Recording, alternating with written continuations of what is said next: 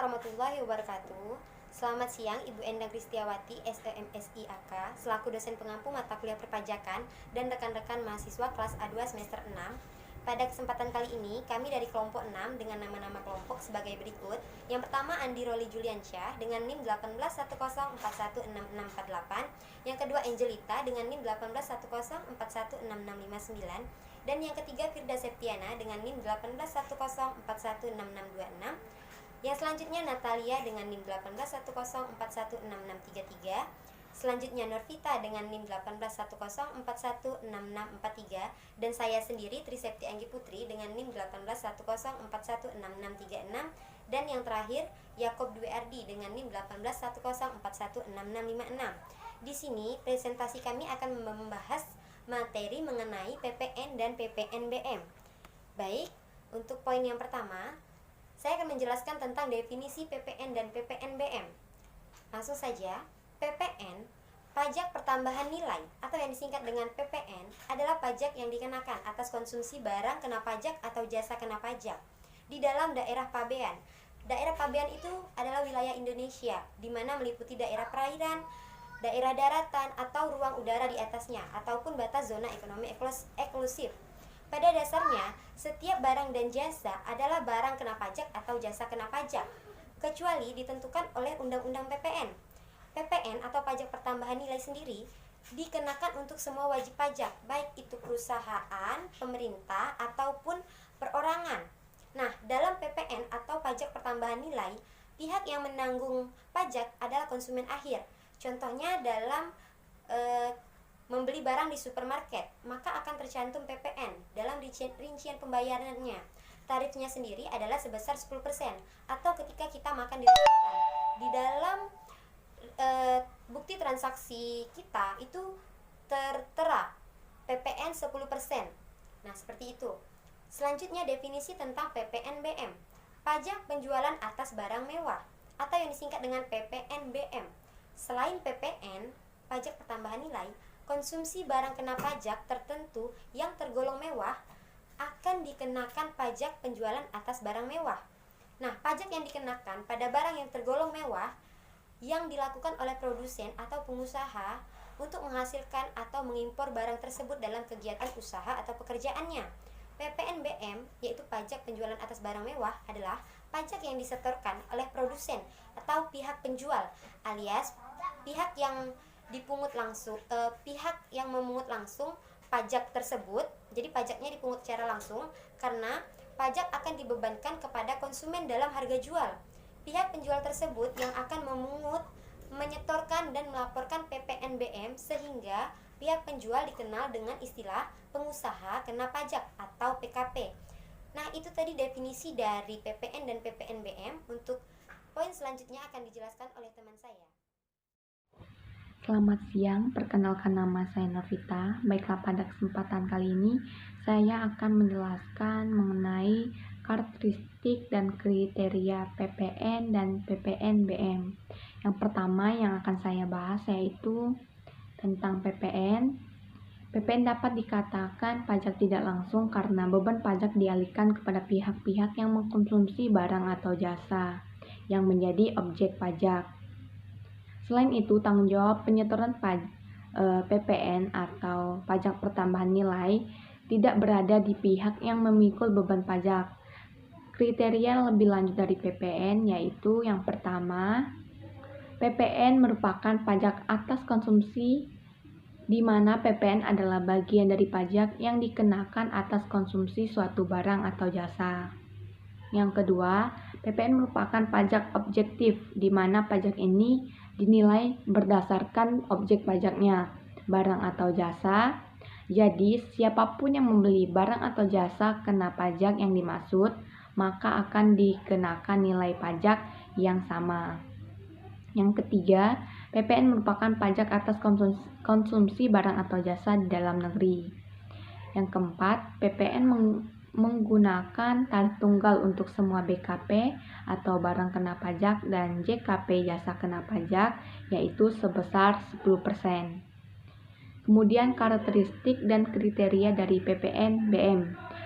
Berbeda dengan PPN, beban pajak PPN-BM yang ditetapkan menurut Pasal 8 Undang-Undang Nomor 42 Tahun 2009 adalah paling rendah 10% dan paling tinggi 200%. Hal tersebut berlaku bagi semua transaksi yang berkaitan dengan barang mewah kecuali untuk ekspor. Dalam upaya mengenjot angka ekspor, maka pemerintah menetapkan pajak 0% untuk barang mewah tersebut. Sedangkan untuk kriteria PPN-BM lebih lanjut sebagai berikut ini. Yang pertama, barang yang bukan dikategorikan sebagai kebutuhan pokok. Yang kedua, barang yang dikonsumsi oleh masyarakat tertentu saja. Yang ketiga, barang yang dikonsumsi oleh masyarakat berpenghasilan tinggi. Yang keempat, barang yang menunjukkan status atau kelas sosial yang tinggi. Sekian dari presentasi saya. Terima kasih.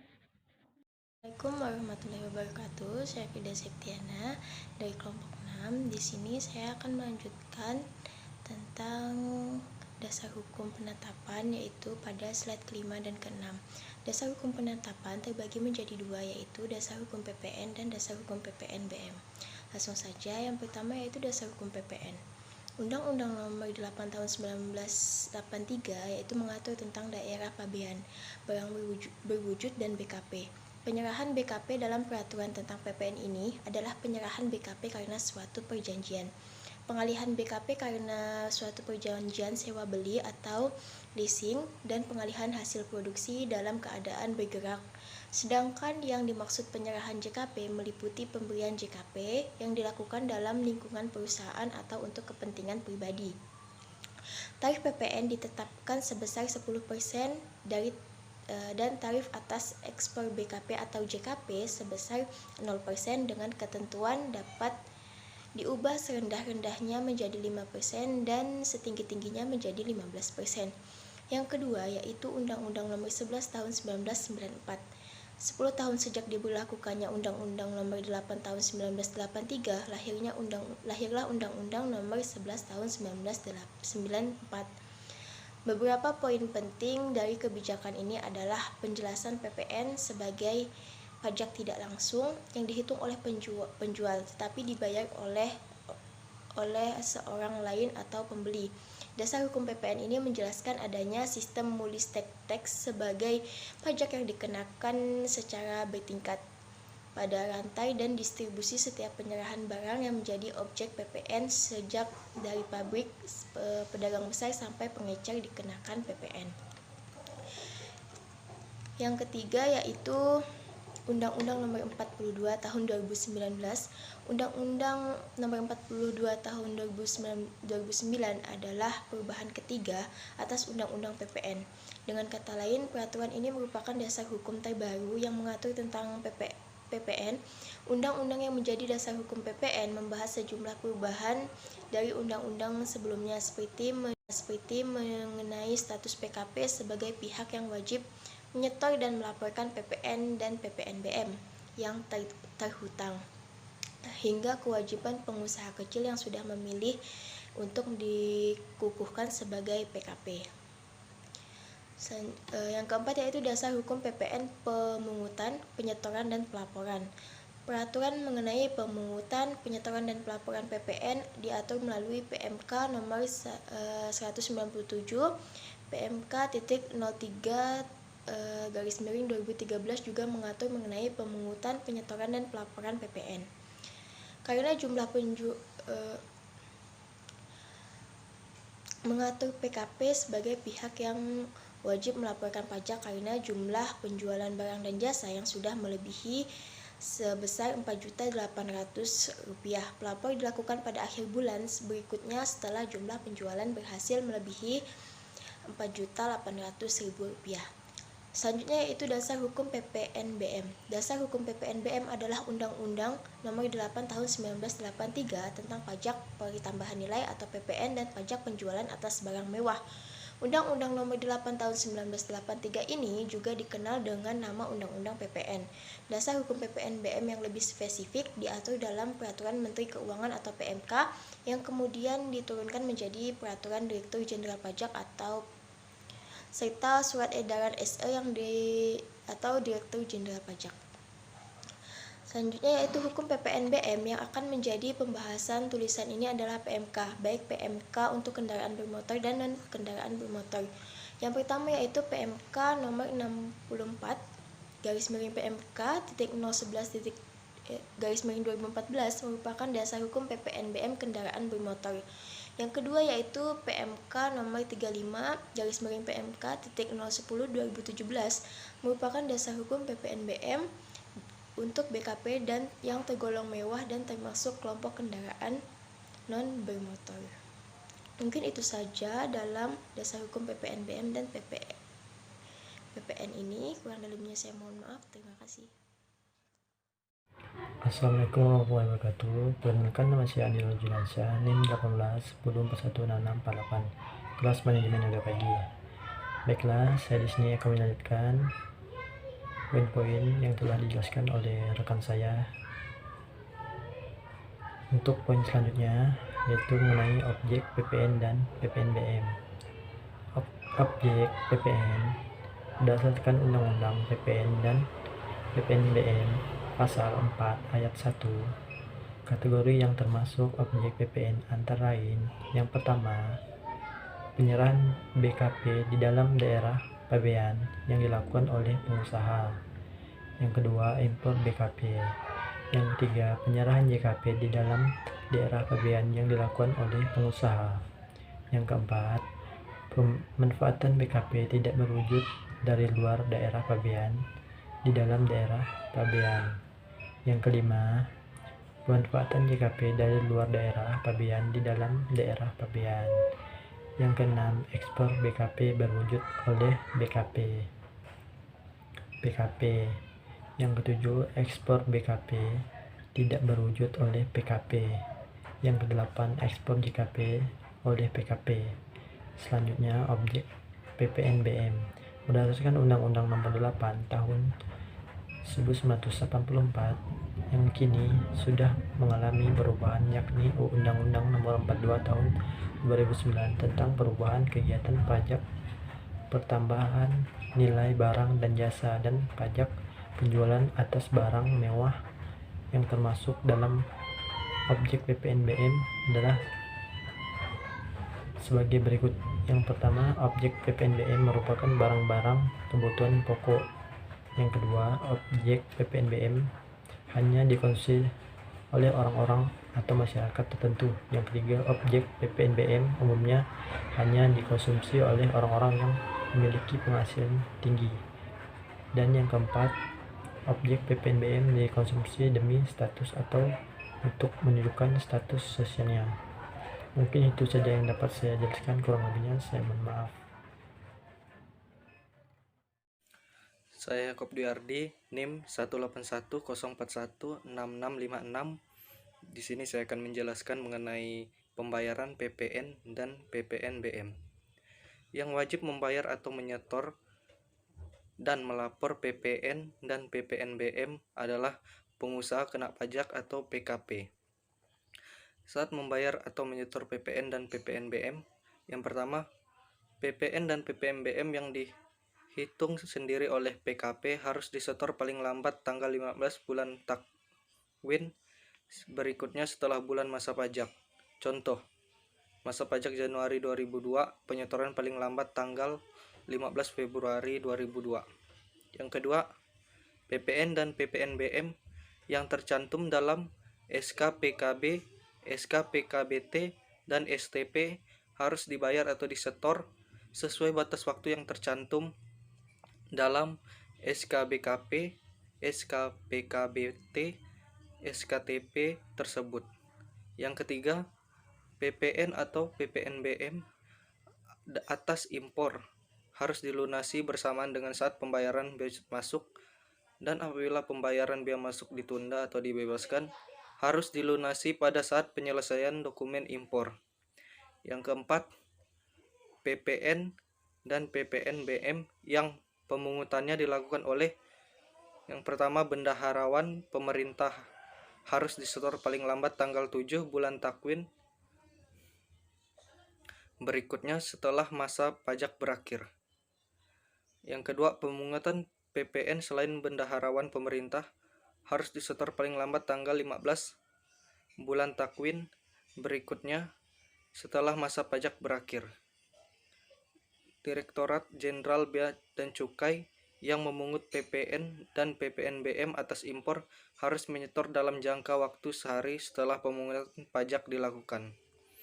Yang kelima, PPN dari penyerahan tepung terigu oleh Badan Urusan Logistik atau Bulog harus dilunasi sendiri oleh PKP sebelum surat perintah pengeluaran barang atau DO ditebus. Catatan, apabila tanggal jatuh tempo pembayaran atau penyetoran jatuh pada hari libur, maka pembayaran atau penyetoran dapat dilaksanakan pada hari kerja berikutnya. Demikian yang dapat saya sampaikan. Terima kasih.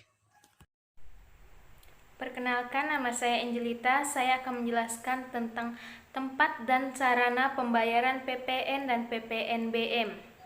Kita bisa melakukan pembayaran atau penyetoran pajak di kantor pos dan giro. Yang kedua, bank pemerintah kecuali BTN. Yang ketiga, bank pembangunan daerah. Yang keempat, devisa. Yang kelima, bank-bank lain penerima setoran pajak. Dan yang keenam, kita bisa melakukan di kantor Direktorat Jenderal Bea dan Cukai khusus untuk impor tanpa LKP atau lembaga kursus dan pelatihan. Sarana pembayaran atau penyetoran PPN, PPNBM. Yang pertama, untuk membayar atau menyetor PPN dan PPNBM digunakan formulir surat setoran pajak atau SSP yang tersedia di kantor-kantor pelayanan pajak dan kantor-kantor penyuluhan dan pengamatan potensi perpajakan atau KP4 di seluruh Indonesia. Yang kedua, surat setoran pajak atau SSP menjadi lengkap dan sah apabila jumlah PPN atau PPNBM yang disetorkan telah sesuai dengan yang tercantum di dalam daftar nominatif wajib pajak atau DNWP yang dibuat oleh bank penerima pembayaran, kantor pos dan giro, atau kantor Direktorat Jenderal Bea dan Cukai penerima setoran. Baiklah, perkenalkan nama saya Natalia, NIM 181641663, kelas manajemen A2 pagi. Pada kesempatan kali ini, saya akan melanjutkan presentasi bagian tentang pelaporan PPN dan PPNBM, di mana kami kelompok 6 itu membahas tentang PPN dan PPNBM. Langsung saja, pelaporan PPN dan PPNBM. Yang pertama itu pelaporan SPT masa PPN dan PPNBM. Siapa sih yang harus melaporkan SPT masa PPN dan PPNBM? Yaitu pengusaha yang telah dikukuhkan sebagai pengusaha kena pajak, wajib menghitung dan melaporkan jumlah pajak pertambahan nilai atau sering disebut PPN dan pajak penjualan atas barang mewah atau sering kita sebut PPNBM yang terhutang. Ya, pelaporan. Selanjutnya itu pelaporan. Pelaporan ini terdiri dari 3 poin. Yang pertama itu pengkreditan pajak masukan terhadap pajak keluar. Dan yang kedua itu adalah pembayaran atau pelunasan pajak yang telah dilaksanakan sendiri dan atau melalui pihak lain dalam satuan masa pajak yang ditentukan oleh ketentuan peraturan perundang-undangan yang berlaku. Yang ketiga itu bagi pemotong atau pemungut untuk melaporkan dan mempertanggungjawabkan pajak yang telah dipotong, dipungut, dan disetorkannya. Selanjutnya itu adalah bagaimana cara penyampaian SPT masa PPN dan PPNBM. Yang pertama, disampaikan langsung ke kantor pelayanan pajak di tempat di mana pengusaha dikukuhkan sebagai PKP atau sering kita sebut itu pengusaha kena pajak. Dan juga kantor penyuluhan pajak setempat atau PKP harus menerima catatan tanda terima pada lembar kedua SPT masa PPN. Dan yang selanjutnya itu disampaikan melalui kantor pos secara tercatat dan tanggal cap pos dari kartu pos penerima SPT berfungsi sebagai tanggal penerima SPT masa PPN dan PPNBM. Baiklah, selanjutnya itu kapan sih saat pelaporan PPN dan PPNBM?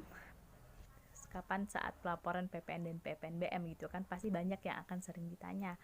Yaitu yang pertama, PPN dan PPNBM yang dihitung sendiri oleh PKP harus dilaporkan dalam SPT masa dan disampaikan kepada kantor pelayanan pajak setempat selambat-lambatnya 20 hari setelah masa pajak berakhir.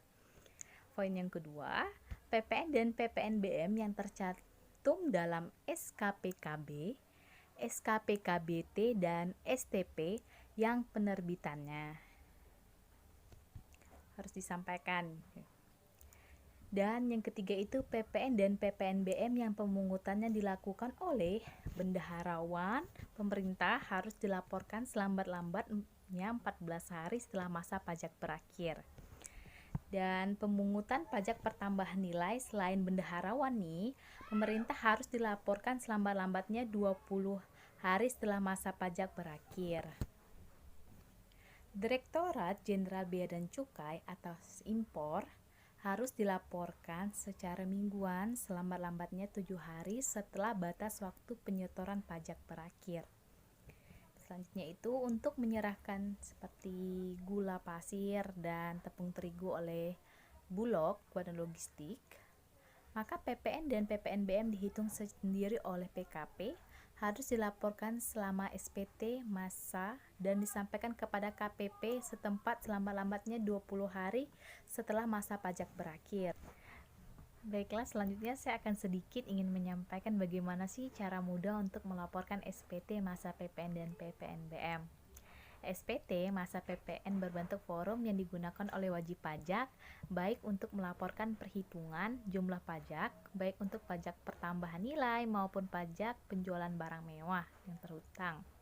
Kita dapat membuat SPT masa PPN dengan aplikasi e-faktur yang dikeluarkan oleh Ditjen Pajak. Berikut ini langkah-langkah yang dapat kita lakukan gitu dengan mudah. Yang pertama, kita harus mendownload dulu aplikasi e-faktur. Setelah itu kita buka aplikasi e-faktur dengan klik aplikasi e-tax invoice, pilih lokal database dan klik connect. Dan selanjutnya masukkan nama user dan password Anda sesuai dengan peraturan yang Anda buat pada saat daftar e-faktur. Setelah masuk ke aplikasi e-faktur, silakan pilih menu SPT dan klik menu posting. Dan pilih masa pajak dan tahun pajak sesuai dengan masa pajak yang akan Anda lakukan. Dan setelah itu, isi pembetulan dengan kode 0 dan pilih cek jumlah DEX PKPM lalu klik posting sehingga muncul kotak dialog data SPT berhasil dibentuk. Sekarang sangat mudah sekali dalam pembentukan laporan SPT masa PPN dan PPNBM dengan menggunakan aplikasi e-faktur. Dan sekian presentasi yang dapat kami sampaikan dari kelompok 6 tentang pembahasan PPN dan PPNBM. Saya ucapkan banyak terima kasih. Jikalau ada salah-salah kata kami mohon maaf. Terima kasih.